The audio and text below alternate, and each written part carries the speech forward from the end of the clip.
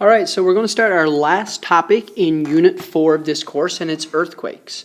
So the word quake means shake. So the earth essentially shakes. When the earth shakes or vibrates, it's because energy was released and sent out in the form of waves. And these waves we call seismic waves or earthquake waves. Now, there are three causes for earthquakes. The number one cause is faulting. So whether it be a normal fault, a reverse fault, a thrust fault, or a strike-slip fault, doesn't matter. When the rocks actually fault, which is break, energy gets released in the form of seismic waves. The other cause of earthquakes is any time magma down in the ground in magma chambers decides to move. And so that essentially includes divergent plate boundaries, hot spots, convergent plate boundaries. Anywhere there's magma chambers and those magma chambers decide to move, energy typically gets released in the form of seismic waves. The third cause is this thing that we call elastic rebound. So if you were to picture the San Andreas Fault in California, which is a transform fault, otherwise called a strike-slip fault, you can imagine the stress, the shear stress that's building up on those rocks on both sides of the fault.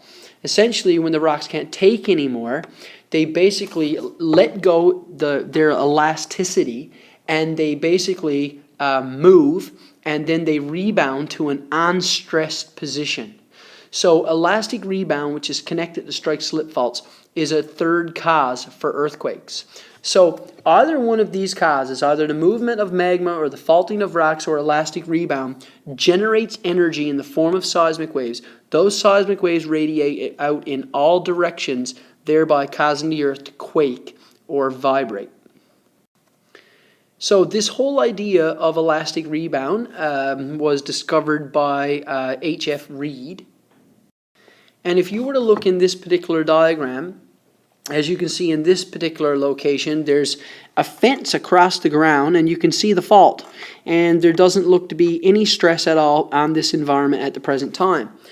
If you were to look in this diagram, you can see now that there's stress building up. It hasn't faulted yet, but the rocks are being deformed. And we can tell that by look at the fence that's supposed to be straight. It's no longer straight anymore.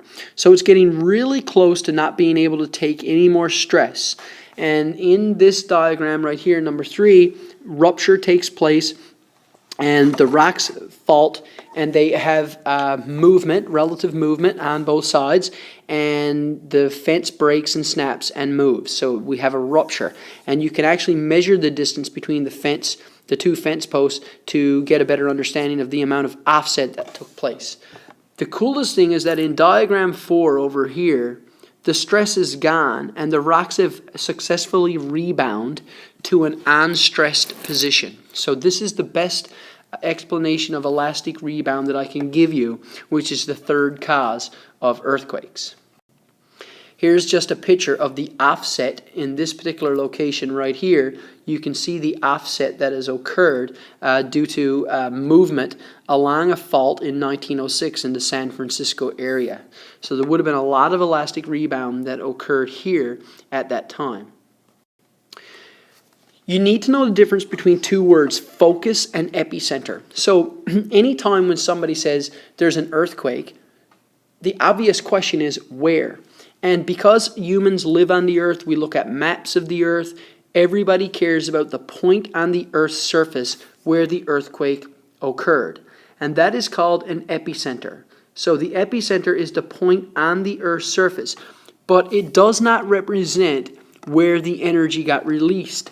Typically, you will have to go directly down in under the epicenter in order to get the place where the energy was released. And that place is called the focus. Now, a focus can be shallow, it can be intermediate, or it can be deep. All right? But no matter how far down the focus is, it's directly below that epicenter. So for assessment purposes, if the question says which is the point on the Earth's surface where the earthquake occurred, then the answer is epicenter.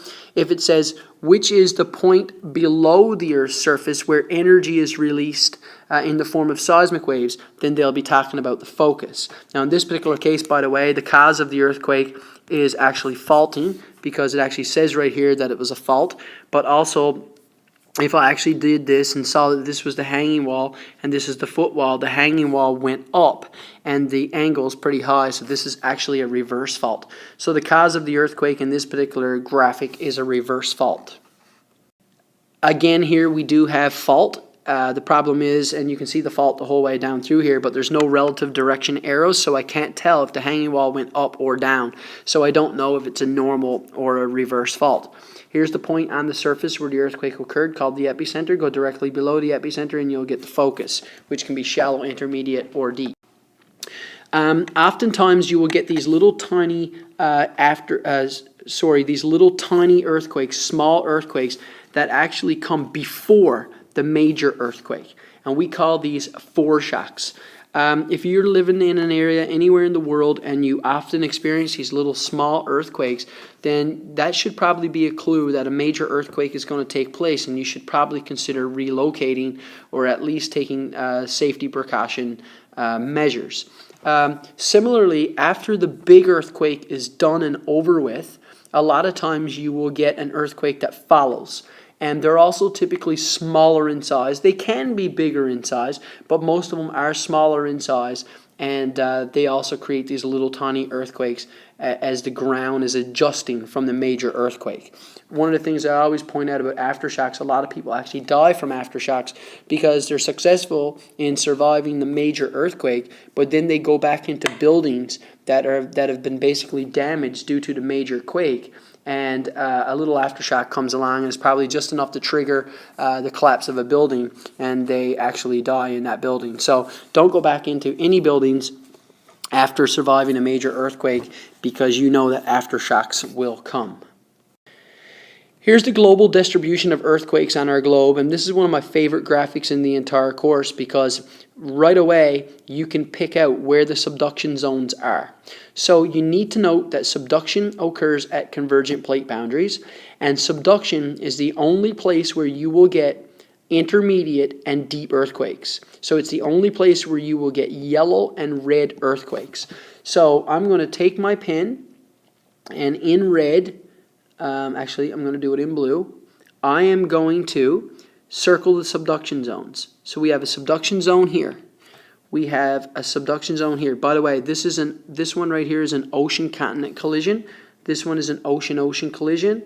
We have an ocean-ocean collision in Japan. We have an ocean-ocean collision in the Philippines.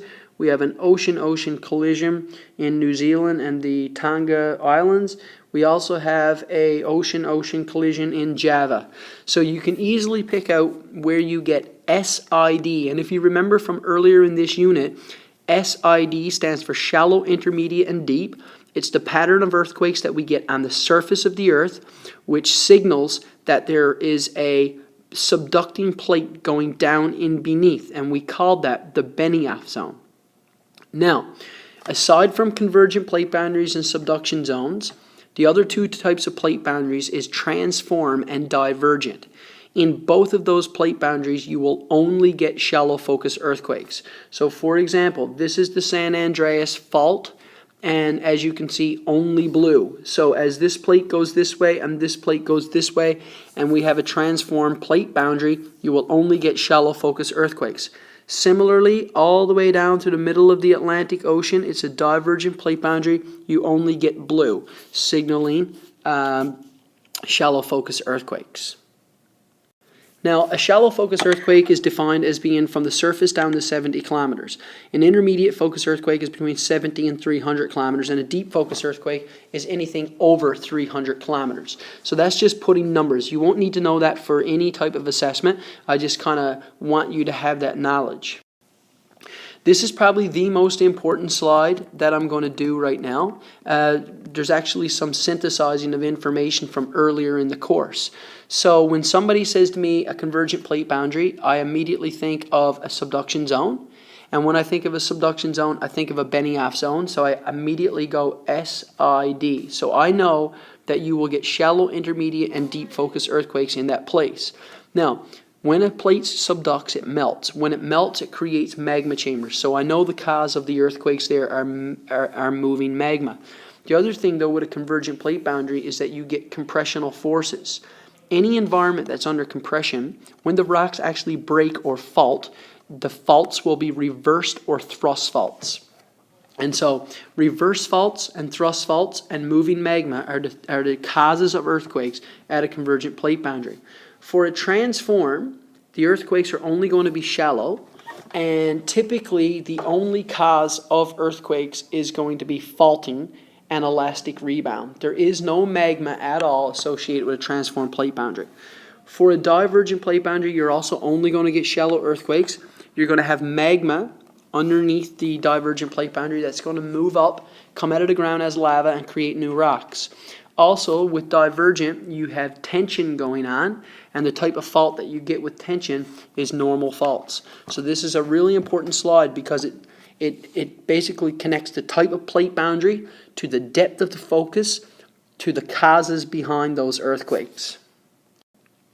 Here is just a picture of the Benioff zone. So somebody on the surface discovered that in this location all the earthquakes were shallow, in this location all the earthquakes are intermediate, and in this location all the earthquakes were deep.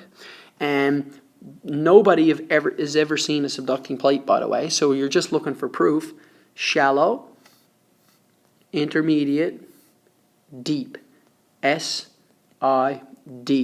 And so this is the Wadditi-Benioff zone, and which is evidence that subduction is actually taking place at convergent plate boundaries.